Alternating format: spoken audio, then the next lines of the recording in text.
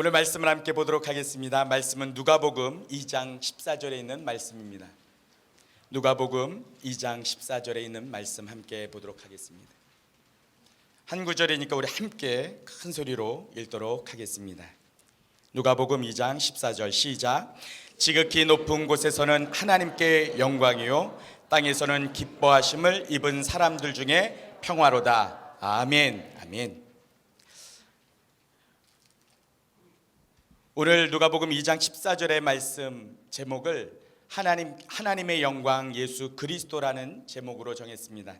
하나님의 영광 예수 그리스도, 오늘 본문의 말씀을 통하여 하나님께서 우리 가운데 말씀하시고 인도하시는 귀한 시간 되시기를 축복합니다. 성탄절이 될 때마다 멋진 문구가 있어요. 항상 이렇게 다니는 곳마다 곳곳마다 있었던 그런 현수막이 있었습니다. 요즘은 보기 쉽지 않지만 예전에 아마 여러분들이 한참 신앙생활 하실 때 많이 봤던 길거리 문구였습니다. 하늘엔 영광, 땅에는 평화라는 그런 현수막들이었어요. 교회들마다 붙여 있습니다. 그런데 정확히 얘기하면 이건 하늘의 영광, 땅에는 평화가 아니라 하나님께 영광이요 하나님 기뻐하시는 사람들 중에 평화로다라는 분명한 의미가 있습니다. 오늘 본문을 통해서 이 성탄절이 왜 하나님께 영광이 되었는지, 그리고 하나님께서는 어떤 사람을 기뻐하시는지, 그 기뻐하시는 사람들 가운데 평화를 주신다라고 말씀하셨는데 어떤 사람을 기뻐하시는지 오늘 말씀을 통해서 배우고 깨닫는 귀한 시간 되시기를 축복합니다. 성탄절하면 너무 기쁘고 즐거운 날입니다. 성탄절하면 왠지 나이가 들어도 설레이는 것이 성탄절입니다. 성탄절엔 짜증낼 수 없고 웃음이 이렇게 한박 웃음이 일어나는 것이 성탄절입니다. 기쁨과 소망이 있는 것이 성탄절입니다. 그런데 지금은 성탄절이 많이 퇴색했어요. 많이 타락했습니다. 그래서 성탄절 하면 교회 가고 예배를 드리고 하나님을 기뻐하게 하는 그런 시간 가운데 우리가 마음을 준비하고 나가는 것이 아니라 어떻게 하면 놀까? 어떻게 하면 즐길까? 어떻게 하면 내 원하는 것들을 쾌락을 느끼면서 즐겁게 시간을 보낼까? 이런 타락과 쾌락으로 많이 바뀌었습니다. 그럼에도 불구하고 우리가 성탄절에 함께 이렇게 모이셔서 하나님을 기뻐하고 하나님을 높이는 이유가 있다면 이 성탄절의 주인공이 하나님이시기 때문에 그래요. 그리고 이 성탄절을 하나님이 지금도 여전히 변함없이 기뻐하시기 때문인 줄 분명히 믿습니다. 저는 이 부분이 이해가 되지 않았어요. 왜 하나님이 기뻐하셨을까? 성경에 하나님이 크게 기뻐하셨던 두 가지 장면이 나오는데, 그것은 세상을 만드시고 마지막 인간을 만드신 후에 그 인간을 만드시고 모든 것을 다스리는 권세를 다 주신 후에 하셨던 말씀, 심히 보시기에 좋았더라.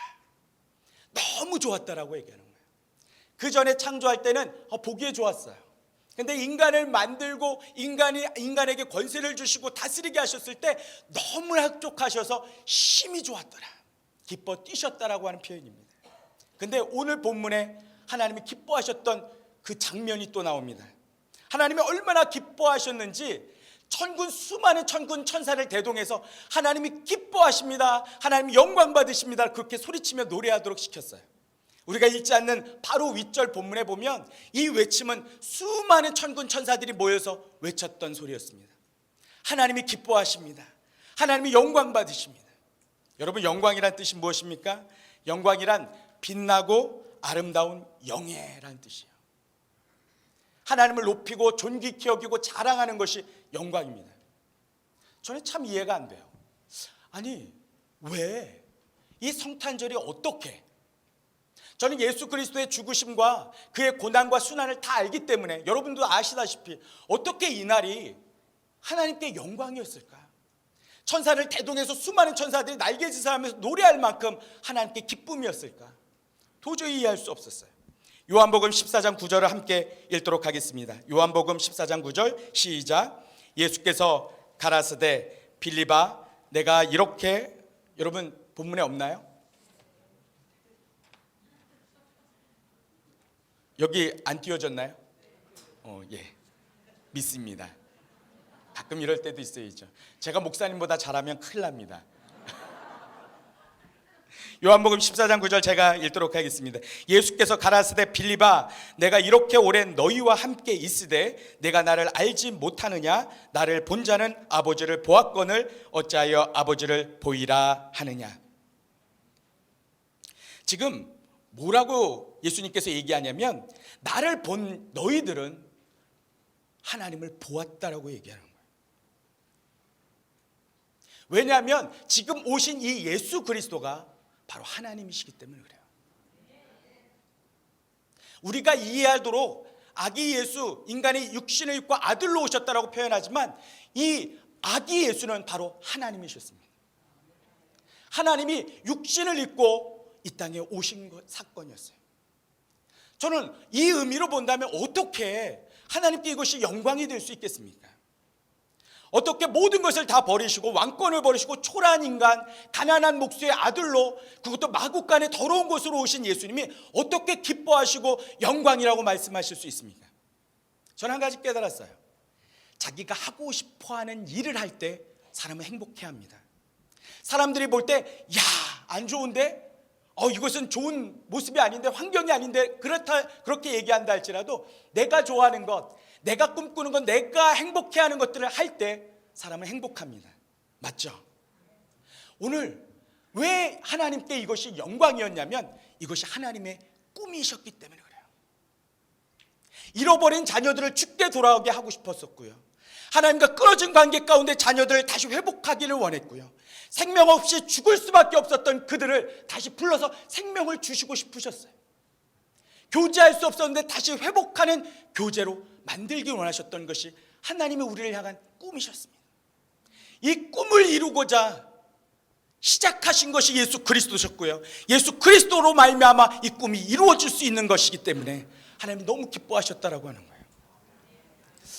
제가 이 말씀을 준비하면서 갑자기 그런 생각이 나더라고요. 제가 어느 때 행복했을까? 어떤 환경과 어떤 조건 가운데 행복했던 순간을 떠올려 보니까 있더라고요. 제가 일찍이 전도사 생활을 시작했습니다. 신학교를 들어가고 교육전도사부터 시작했어요. 저는 어렸을 때부터 부모님이 목사님 하면서 키웠어요. 제가 원하지 않았는데 목사님이라고 키워서 저는 당연히 목사님이 돼야 되는 줄로 알고 있었어요. 뭐 다른 길은 도저히 없었어요. 그리고 고등학교를 졸업하고 신학교를 들어가고 곧바로 교육전도사를 시작했습니다. 그러니까 별로 뭐 이렇게 사는 것, 재정 뭐 그런 개념들이 없었어요. 그렇게 생활하고 이제 결혼해서 신학교에서 아내를 만나서 결혼해서 자녀들을 낳았어요. 자녀들이 이제 초등학교를 막 들어가기 이제 그 전의 나이쯤 되었을 때 제가 교회에서 받았던 사례비가 40만 원이었어요. 그 40만 원은 사실 생활하기 버거운 재정이었습니다. 그래서 저는 풀타임으로, 아내는 파트타임으로 일하면서 아내는 이제 영어 또 수학을 가리키는 그 학원 선생님 일을 하면서 파트타임으로 교육전도사로 일하고 있었어요. 그렇게 하고 있었는데, 그러니까 40만 원이니까 제가 특별히 무엇을 할 수가 없었어요. 다 모든 재정은 다 아내한테 갖고 아내가 겨우겨우 이제 생활을 할 때였습니다. 근데 가끔 은혜의 돈이 생기죠. 여러분도 그렇지 않습니까? 가끔 전도사에게 은혜의 돈이 생겨요. 권사님들이, 나이 많으신 권사님이 꼬깃꼬깃 주머니에서 막 꺼내세요. 당신들도 용돈 받은 건데 이게 막 접혀있는 종이를 꼬깃꼬깃 해서 손으로 쫙 펴가지고 전도사님, 손을 꼭 잡고 전도사님 맛있는 거 사드세요. 어떤 분은 전도사님 책 사보세요. 책은 절대 안 삽니다. 그러면 돈을 저렇게 꼬깃꼬깃 펴서 저한테 주시는 거예요. 그 돈을 받으면 너무 행복한 거예요. 왜 행복한 줄 아세요? 내가 이 돈 갖고 아이들에게 먹을 것을 사줄 수 있겠구나. 제 안의 행복이 뭐였냐면 이제 뭔가 먹을 것을 조금이라도 사서 집에 들어가는 거예요. 그러면 아이들이 어떻게 합니까? 제가 먹을 것을 꽈배기나 아니면 아이들이 좋아하는 어떤 거, 아니면 게임하면서 이렇게 뭐 먹을 것들이 막 나오는 그 기구들 있잖아요. 아이들 거 과자. 그것들을 이렇게 사가서 얘들아 내가 뭘 사왔어. 그러면 아이들이 너무 좋아서 예은이와 지원이가 막 달려 나왔어요. 아빠 최고. 그것을 맛보니까 너무 행복한 거예요. 그러니까 뭔가 돈이 생기면 제가 뭘 먹어야겠다, 뭘 써야겠다 그 생각이 전혀, 오늘 뭘 사갈까, 오늘 일찍 가야겠다. 그러니까 끝나기를 간절히 기다렸다가 가는 거예요. 먹을 것을 사서 갑니다. 아내는 싫어하죠. 그 돈 그냥 주지 왜 사와. 항상 그런데 저는 양보할 수 없어요. 항상 먹을 것을 사들고 집에 들어갔습니다. 얼마나 행복한지. 제가 기뻐하는 것, 제가 행복하는 것을 할 때는 전혀 걱정과 두려움이 없습니다. 이 돈 생활비에 써야지 그런 걱정이 없어요. 아이들에게 행복해하는 그 모습만 생각하면서 너무 기쁘게 그냥 가는 거예요, 사들. 전 그 생각이, 하나님 안에 어떤 고난과 어떤 수치와 어떤 대가가 있을 걸 하나님이 아셨음에도 불구하고 하나님이 우리를 구원하시고 회복하신 그 기쁨 때문에 하나님 너무 즐거워하셨다라고 하는 거예요. 요즘은 우리 자녀들도 이제 다 컸어요. 그러니까 이제 뭐 먹을 거를 사가도 좋아하지 않더라고요. 돈으로 주지? 뭐 이런 식으로 얘기를 해서 별로 반응이 없지만 그래도 아직까지 은근히 좋아하는 것 같아요. 꿈을 이루기 위해서 하나님께서 그렇게 기뻐하셨다라고 하는 거예요. 그런데 그 꿈을 이루는 데는 대가 지불이 필요합니다. 오늘 하나님께서 지불하신 그 대가들을 좀 살펴보기를 원하는데 그 첫 번째가 겸손이었어요. 겸손은 비굴해지는 것이 아닙니다.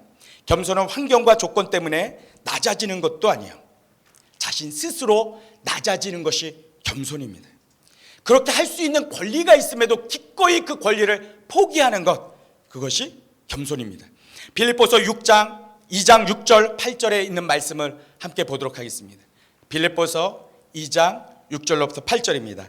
함께 크게 읽겠습니다. 시작. 그는 근본 하나님의 본체시나 하나님과 동등됨을 취할 것으로 여기지 아니하시고 오히려 자기를 비워 종의 형체를 가지사 사람들과 같이 되셨고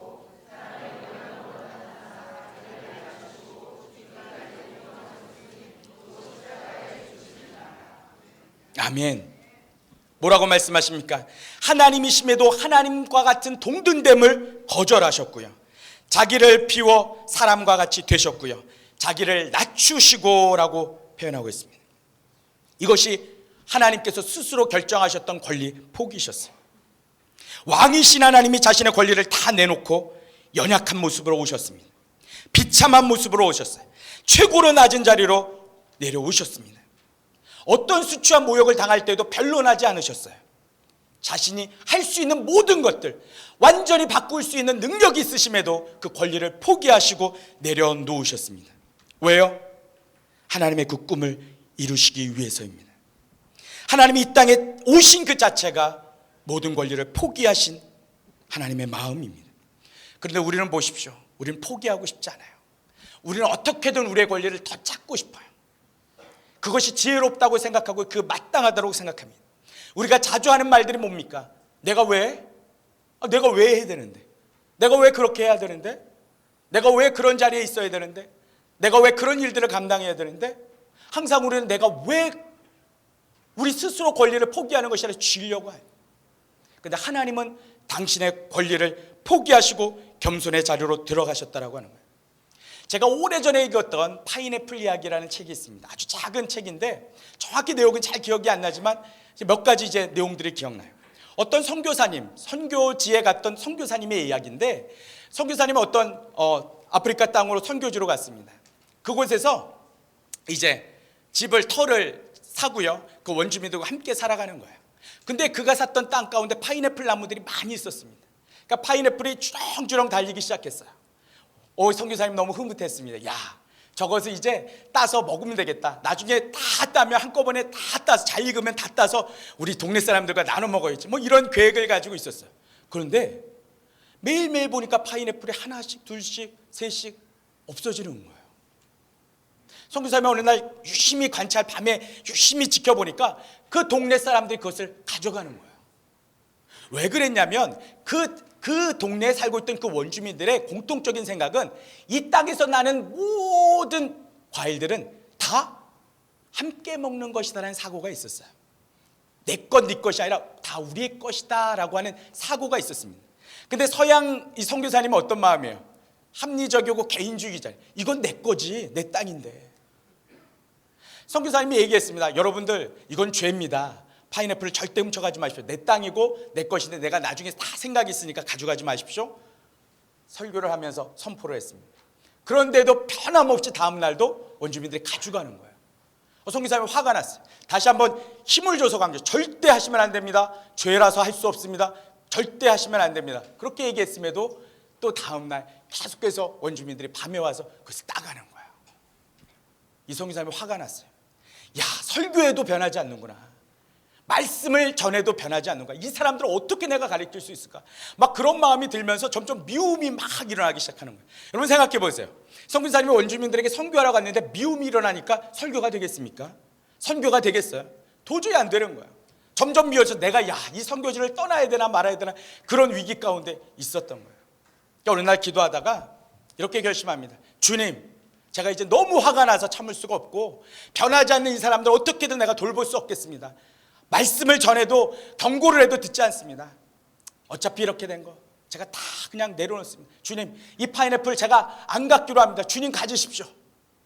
그렇게 했어요. 그렇게 자신이 기도하고 끝났는데 여전히 다음날도 파인애플을 원주민들이 밤에 몰래 가져가는 거예요. 그러자 이 선교사님이 이렇게 얘기했어요. 하나님도 지금 기분 나쁘시죠? 내 기분을 아셔야 돼요. 이들 바뀌지 않지 않습니까? 나도 속상했는데 화가 나는데 하나님 화나시죠? 당신 것인데 다 가져가잖아요. 하하 하면서 속으로 웃으면서 하나님도 한번 당해보시라고, 내 마음이 어떤지 이해해보시라고 그렇게 선교사님이 얘기했어요.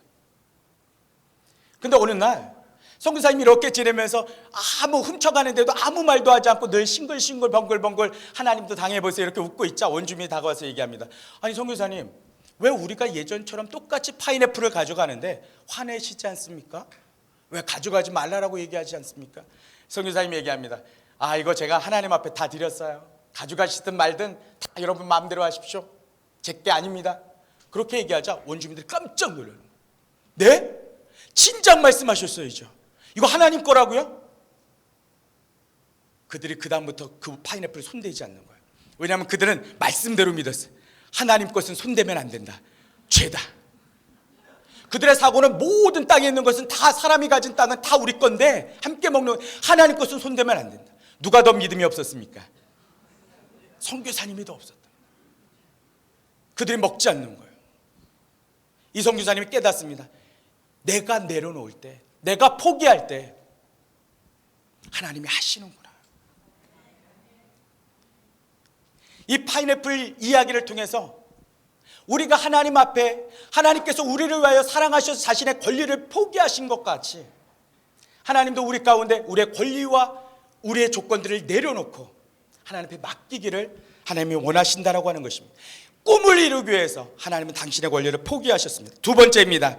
하나님의 꿈을 위하여 당신이 하신 일들은 두 번째 순종이었습니다.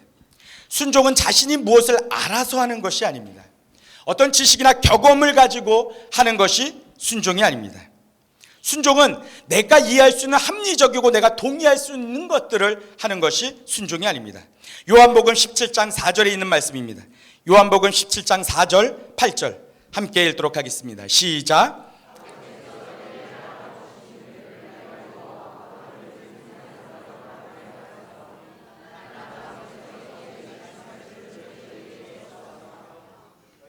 지금 뭐라고 얘기하십니까? 나는 아버지께서 하라고 하신 일들을 했다. 나는 아버지께서 말씀하신 것들을 전했다. 이것이 순종이에요. 가끔 우리는 착각합니다. 하나님 기뻐하시는 일 제가 마음껏 하겠습니다. 이것이 순종이 아니라 하나님이 하신 말씀만 하는 것이 순종입니다. 때로는 더 할 수 있는데요. 저는 가끔 그런 생각이 있어요. 제가 순종이 되게 어려워요. 왜 순종이 어렵냐 봤더니 똑똑한 척하는 거예요. 아는 척하는 거예요. 경험이 있는 것처럼 하는 거예요. 교회에서 오랫동안 시작해보니까 거의 30년을 부교육자 생활을 했어요. 제가 이 교회가 8번째 교회입니다. 이런 사람 없었죠. 이게 훌륭한 게 아니라 부끄러운 거예요. 얼마나 능력이 없으면 아직도 부목사입니다. 웃으라고 했는데 굉장히 슬퍼하는 표정들을 주시면 제가 난감해집니다. 웃으라고 말씀드립니다. 그래서 선교사입니다. 아무것도 재능도 없는 연약한 존재. 그런데 순종은요, 내가 오랫동안 교회 생활을 하다 보니까 딱 보면 이게 부족하네, 이거 하면 될 텐데, 이게 좀 그러네. 사람을 보아도 요게 안타까, 요것만 하나님 앞에 드리면 믿음이 확 자라실 텐데, 이런 생각을 갖는 거예요. 가끔 제 아이디어와 경험 때문에 이렇게 하면 교회가 성장합니다, 이렇게 하면 뭔가 될 것 같습니다, 이런 마음들이 속에서부터 올라오는 거예요. 여러분, 이건 결코 순종이 아닙니다. 하나님의 방법은 그게 아니에요. 우리가 뻔히 보이고 할 수 있음에도 이것을 하면 된다라는 확신과 경험이 있다 할지라도 하나님께서 아니 이렇게 해야 되라고 말씀하시면 예 그렇게 하는 거예요. 이렇게 가면 직진인데 아니 하나님 이렇게 돌아가라고 말씀하시면 그것이 순종입니다. 하나님 저 같은 사람을 귀하게 써주십시오. 주의 나라를 위해서 제 목숨 바치겠습니다. 아니 너는 이 낮은 곳에 이것을 하라고 말씀하실 때 순종하는 것이 순종입니다. 오늘 예수 그리스도께서 그렇게 순종하셨습니다. 그분은 당신이 다 아시고 하나님이시고 할 수 있었음에도 불구하고 하나님이 말씀하신 것만 하셨어요. 때로는 인간으로 유혹과 많은 어려움들이 있었을 때마다 다시 하나님의 말씀을 듣기 위해서 뭐 하셨어요? 산으로 기도하러 올라가셨어요. 그분은 하나님이 하신 말씀 외에는 하지 않았고 전하지 않았고 따르지 않았어요. 그것이 순종이었어요. 이것이 하나님의 꿈을 이루어드리는 도구였습니다. 에릭 리틀이라는 사람이 있습니다. 그 불의 전차라는 영화로도 만들어진 실제인데 이 에릭 리틀은 중국 선교사님 자녀입니다. 이 사람 가운데 놀라운 그 이슈가 뭐냐면 1924년 파리 올림픽 때 있었던 사건 때문에 유명해졌습니다. 1924년 파리 올림픽 때 100m 유망주였어요. 그래서 100m 유망주로 이 사람은 당연히 1등할 것이다 모두가 기대했습니다. 그런데 그날 이게 예선전을 하는 그날이 주일이었어요. 근데 이 크리스찬이었고 너무 신실한 이 사람은 내가 주일은 뛸 수 없습니다. 거부합니다. 그래서 포기해요. 사람들이 비난합니다. 아니 국가대표로 나갔는데 자기 하나의 고집 때문에 신앙 때문에 주일을 뛰지 않는다고 사람들이 비난하고 야유하기 시작했어요. 근데 감사하게도 다행히 400m 뛸 수 있는 기회가 찾아왔습니다. 모든 사람이 조롱했습니다. 야 100m 선수가 어떻게 장거리인 400m를 뛰어? 이길 수 없어. 저 사람 틀렸어. 저 사람 배반자야. 우리 민족의 배반자야. 근데 그 400m에서 금메달을 땄어요. 금메달을 따고 사람들이 열광하기 시작합니다. 여러분 아시잖아요. 사람들은 막 비난하다가 또 만족하면 막 열광하기 시작해요. 야 에릭 리틀 최고다. 에릭 리틀 영웅이다. 막 국가의 영웅이 됩니다. 그런데 에릭 리틀은 내가 이 영광과 영예를 누리느니 나는 중국의 가난한 농민들에게 복음을 전하겠다라는 결단을 하고요. 다 내려놓고 중국 선교사로 들어갑니다. 거기서 복음을 전하는 삶을 살다가 2차 대전 말쯤 되었을 때 1800명이 잡혀있는 일본군에게 잡혀있는 수용소에 잡혀 들어갑니다. 근데 그 수용소에서도 좌절하지 않았어요. 하나님의 마음을 가지고 순종했어요. 어려운 사람 돕기 시작했습니다. 때로는 그들 가운데도 분리가 있었는데 그 분리 가운데 뛰어들어가서 그 사람들을 돕기 시작했어요. 자신의 담요를 주고요. 마지막 남은 자신의 반지를 팔아서 아픈 사람에게 약을 주고요. 자신이 할 수 있는 최선에 다하는 사랑을 보여줬습니다. 많은 사람들이 정말 이 사람은 진정한 크리스찬이라고 말했어요. 근데 그 고되고 힘든 시간들을 보낼 때 병이 들고 마침내 죽게 되었습니다. 죽을 때 이 에릭 리틀이 했던 말이 한 단어였습니다. 완전한 순종. 자신의 생명까지라도 다 바쳐서 완전한 순종. 그것이 내가 추구하는 것이고 하나님 나에게 원하시는 것이다라는 고백이었어요. 반만 순종하는 건 순종이 아닙니다. 99%만 순종하는 것은 순종이 아닙니다. 하나님이 우리 가운데 원하시는 완전한 그 순종을 원하신다라고 하는 거예요. 예수 그리스도는 하나님의 그 꿈을 이루어드리기 위해서 완전한 순종을 하셨어요. 하나님 이 정도면 됐잖아요. 이 정도면 제가 할 만큼 했잖아요 라고 말씀하시지 않았어요. 끝까지 순종하셨다라고 하는 것입니다. 세 번째 하나님의 꿈을 이루어드리기 위해서 예수 그리스도께서 하신 것은 희생이었습니다. 이사야서 53장 7절 8절 함께 크게 읽도록 하겠습니다. 시작. 그가 곤욕을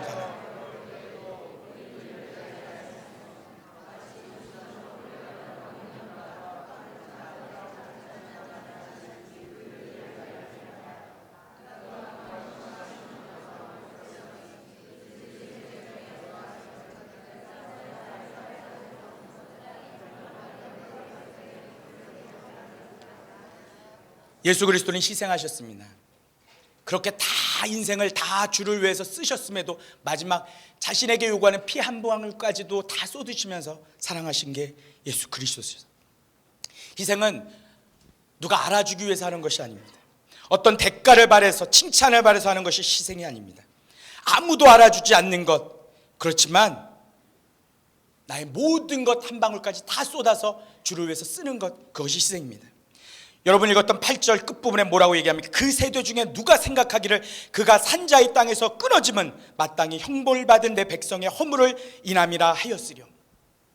죽어도 아무도 모른다는 얘기예요. 당신 예수 그리스도가 십자가에서 피 흘려 우리를 위해서 죽었지만 그 세대에 살았던 어떤 누구도 야, 나 때문에 죽으셨구나, 나 때문에 희생하셨구나, 그것을 아무도 이해할 사람들은 없다라고 하는 거예요. 우리의 희생도요, 우리의 교회 안에서 희생도, 하나님 나라를 위한 희생도요, 아무도 알아주지 않을 수 있습니다. 도리어 더 시킬 수 있습니다. 열심히 하니 좀 더 해주시겠어요? 라고 부탁할 수 있어요. 그때 우리는 낭망할 수 있습니다. 아무도 나의 희생을 알아주지 않다니. 그러나 예수 그리스도가 하나님의 꿈을 이루어드리기 위해서 어떤 조건도 칭찬도 바라지 아니하고 다 쏟으셨던 것을 기억하시기를 소원합니다. 역전 인생이라는 책이 있습니다. 담임 목사님이 읽어보라고 주신 책이에요. 그래서 담임 목사님이 선물을 주셨어요. 좋은 담임 목사님이십니다. 정말 귀하신 담임 목사님이신데, 담임 목사님이 역전 인생이라는 책을 주셨습니다. 책 읽기 싫어하는 저한테 주셨어요. 참 감사하더라고요. 읽으라고. 예, 책을 읽었는데 거기가 가네보 기업의 스토리가 나오는 거예요. 가네보 기업은 이 방적 공장으로 시작해서 화장품으로 유명한 일본 큰 회사입니다. 근데 거기에 미타니 아스토라고 하는 사람이 있습니다. 근데 그 사람이 그냥 직원으로 들어갔다가 마침내 이 가네보 기업의 회장이 되는 스토리가 나와 있어요. 근데 이 미타니 아스토는 크리스찬이었습니다. 여러분 아시겠지만 일본에서 크리스찬의 삶을 산다는 건 쉽지 않아요. 그 기업에서는 다 제사 드리고요, 막 산당 뭐 그런 것들을 하는데 다 그것을 거부하는 거예요.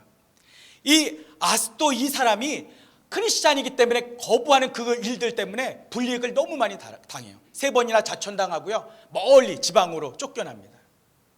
많은 사람들이 야, 이 사람 재기할 수 없다, 끝났다라고 얘기했어요. 그런데 마침내 이 믿음을 지키고요, 하나님께서 들어쓰셔서 가네보 기업의 회장이 되었습니다. 근데 이 사람 옆에는 믿음의 사람이 있었습니다. 아내 키미코라고 하는 아내였어요. 이 아내가 없었다면 이 야스토는 있을 수 없었다라고 그렇게 고백합니다. 이 키미코라는 여인은요, 그냥 평범한 여인이었어요. 교회는 다니고 있었지만 그냥 사람들과 대화하고 즐겁게 교제하는 맛으로 교회를 다니고 있었습니다. 근데 교회 생활을 하면서 참 말씀을 듣는데 그 말씀대로 살아가는 것이 너무 힘들었어요. 도리어 뭔가 하면 할수록 더 많은 요구들이 있었고요, 자신이 왜 이런 수치와 어려움들을 당해야 되는지 이해할 수 없었습니다. 그래서 갈등하고 신앙생활하고 있었는데 어느 날 교회 목사님이 이렇게 말씀하시는 거예요. 김익고, 당신은 언제 죽었습니까? 김익고가 이 얘기를 듣는 순간 충격을 받는 거예요. 죽다니. 예수 그리스도를 만난 그 순간 언제 죽었습니까? 당신이 교회를 다니고 언제 죽었습니까? 자신이 여전히 예수님을 믿는다고 하고 교회를 다니지만 살아있는 자신을 발견하기 시작합니다. 내가 아직 죽지 않았구나. 아직까지 나는 살아있구나. 주님을 믿는다고 하지만 나의 모든 것을 희생하지 못했구나. 김익고가요, 회개하고요, 주님 앞에 인생을 다 드리기 시작합니다. 남편이 자천당하고 어려운 가운데 있을 때 남편이 두려워서 이렇게, 여보, 내가 이런 상황 가운데 이제 우리가 가난해질 수 있고 내가 회사에서 쫓겨날 수 있는데 어떻게 하지? 김익고가 얘기합니다. 괜찮아. 직장 다 그만두면 나랑 복음 전하지. 다 끝나면 나랑 같이 예수님 전하면 돼. 이것이 아내의 격려였어요. 이 격려 때문에 남편은 믿음을 지킬 수 있었습니다. 이 역전 인생을 보면서 정말 하나님 앞에 드려는 온전한 희생 없이는 하나님의 꿈들이 이루어질 수 없다라고 하는 사실을 발견하게 됩니다. 예수 그리스도는 하나님의 꿈을 위하여 모든 것을 희생하셨습니다. 이것이 예수 그리스도, 하나님이 이 땅에 오셔서 우리 가운데 행하신, 우리를 위한 선물을 위해서 행하신 하나님의 놀라운 사랑이었습니다. 마지막으로 하나님의 꿈은 아기 예수님으로 오시는 하나님 외에 또 한 가지가 있었다라고 하는 사실입니다. 이사야서 61장 1절로부터 3절입니다. 함께 읽도록 하겠습니다. 이사야서 61장 1절로부터 3절 시작. 주 여호와의 영이 내게 내리셨으니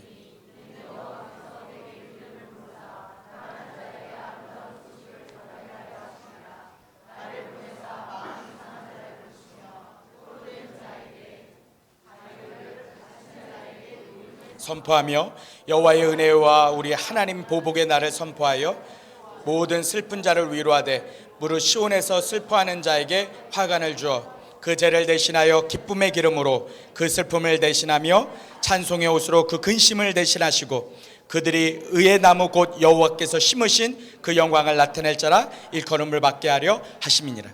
전반부는 이해가 됩니다. 하나님은 우리를 구원하시고자, 상한 우리를 고치시고자, 묶인 우리를 자유케 하시고자 하나님이 이 땅에 오셨습니다. 그것이 하나님의 꿈이셨어요. 근데 또 한 가지 꿈이 맨 후반절 8절에 3절에 나옵니다. 그들이 의의 나무 곧 여호와의 심으신 그 영광을 나타낼 자라 일컬음을 받게 하려 합니다.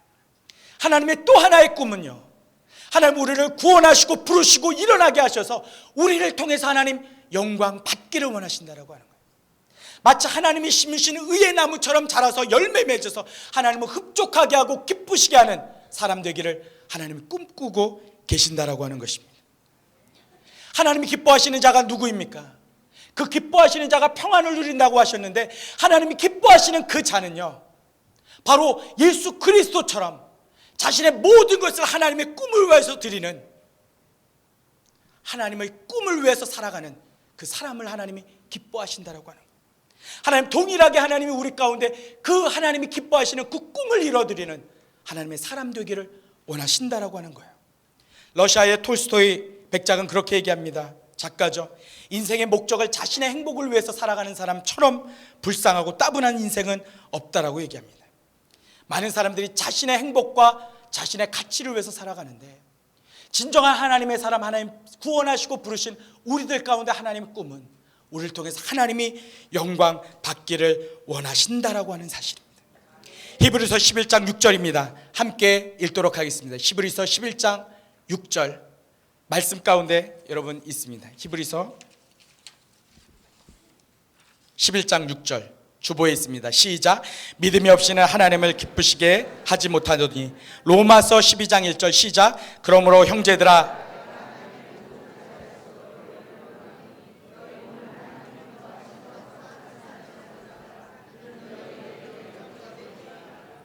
하나님은 우리의 생각과 우리의 가치가 아니라 하나님 말씀하시는, 하나님 원하시는 그 믿음을 가지고 우리의 삶의 전부를 하나도 남김없이 주님 앞에 드리기를 원하신다라고 하는 거예요. 하나님이 그것을 기뻐 받으시는 영광 되신다라고 저희들 가운데 말씀하시는 거예요. 여러분 따라해 보시겠어요? 기쁘게, 즉시, 온전히. 이게 어느 선교단체에서 외치는 구호입니다. 기쁘게, 즉시, 온전히. 우리의 삶 가운데 하나님의 그 꿈을 이루어 드리는데 희생하고 순종하고 겸손한 그 권리 포기 삶 가운데 우리는 기쁘게 즉시 온전히 행해야 된다라고 믿습니다. 기쁘게 한다라고 하는 것은 소망이 있다라고 하는 거예요. 사실 우리가 주의 일을 하는 게 어떻게 기쁠 수 있겠어요? 고난되고 힘들고 어려운데 어떻게 웃을 수 있습니까? 미치지 않고는 웃을 수 없어요.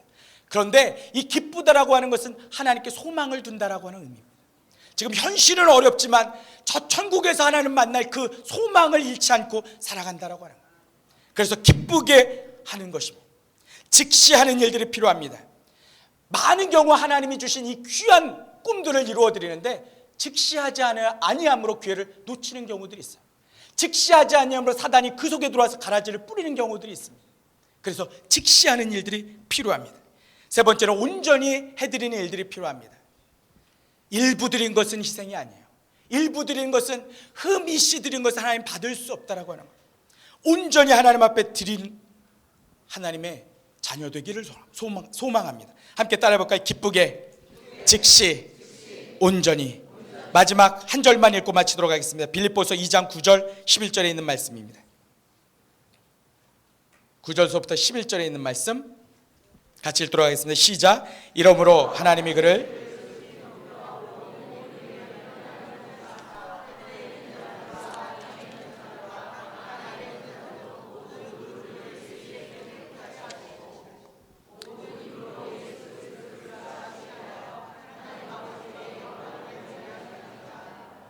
아멘. 모든 것을 다 드리신 예수 그리스도께서 마침내 하나님께서 그를 높여주십니다. 분명히 믿습니다. 우리 가운데 그렇게 아기 예수와 같이 하나님 앞에 모든 것을 드리고 나간다는 것이 두렵고 어려울 수 있는데 분명한 것은 하나님께서 우리를 높이실 것입니다. 하나님께서 우리를 사용하실 것입니다. 설사 이 땅에서 여러분이 영광을 받으실 수 없을지도 몰라요. 이 땅에서 칭찬받으실 수 없을지도 몰라요. 다 죽어도 마지막 한 방울까지 쏟아 부으셔야 되는 삶이 될지도 모르겠습니다. 그러나 소망이 있습니다. 저 천국에서 주님을 뵙게 될 것입니다. 그것이 우리의 기쁨입니다. 제가 우스갯소리로 얘기했지만 실제가 뭐냐면 제가 참 부끄럽게도 주님 빨리 오십시오, 주님 기대합니다, 고대합니다, 이게 사실 잘 느껴지지 못했어요. 전 마라나타 부르면서 눈물 흘려본 적이 없었어요. 마라나타 여러분 아시죠? 주 예수여 어서 오십시오, 마라나타 마라나타. 저는 이거 부르면서도 그냥 불렀어요. 주님 오시겠죠. 그렇지만 열심히 주를 위해서 뭔가 해내고 가겠습니다, 막 이런 도전의 마음이 있었어요. 근데 제가 서울은혜교회 와서 처음으로 마라나타를 부르면서 눈물을 흘렸습니다. 야, 힘들어서 온 게 아니에요. 힘들어서 온 건 아닙니다. 저는 오랫동안 교회 생활해서 힘들지 않아요. 이건 하나도 힘들지 않아요. 5배를 더하라고 할 수 있습니다. 근데 제가 제일 어려웠던 게 뭐냐면 잠이에요. 저는 잠을 제대로 못 자면 힘들어요. 저는 좀 잠을 자야 되는데 이 교회 와서 한 4시간 반밖에 지금 못 자고 있어요. 목사님도 그렇게 주무시니까 제가 뭐라고 할 말이 없습니다. 열심히 하시잖아요. 그리고 제가 강남에 살잖아요. 가까운데, 그것도 교회에서 제일 가까운데. 여러분 아시죠? 아는 분들은 우시시네. 가장 가까운 데 삽니다. 바로 이 옆에 사는데, 그러니까 항상 불안한 거예요. 누가 아침에 이 미디어실을 열지 않을까, 누가 빠질까 막 항상 제가 긴장해요. 제 순번이 아니더라도 막 긴장해서 항상 일찍 일어나야 돼요. 어느 날은 제가 11시 반에 막 잠들러 갔어요. 잠들러 가서 막 잠을 잤는데 갑자기 아내가 들어왔어요. 늦게. 그 아내가 들어와서 막 부시럭거리게 저희 막 새벽 예배인 줄 일어나서 막 바지를 막 입고 옷을 막 입고 막 이렇게 막 빨리 나가야 돼 막 그러고 있는데 아내가 어디가? 새벽 예배 가야지. 지금 12시야. 항상 긴장돼 있어. 그러니까 마라나타 부르니까 눈물 나더라고요. 주님 빨리 오십시오. 왜 서울은혜교회 많은 선교사들이 가는 줄 알겠어요. 이해되더라고요. 여기서 듣느니 선교지에서 찍자, 막 이런 어떤 마음이 있는지 막 선교지에 가시고, 제가 마라나타 부르면서 주님 빨리 오십시오. 피곤합니다.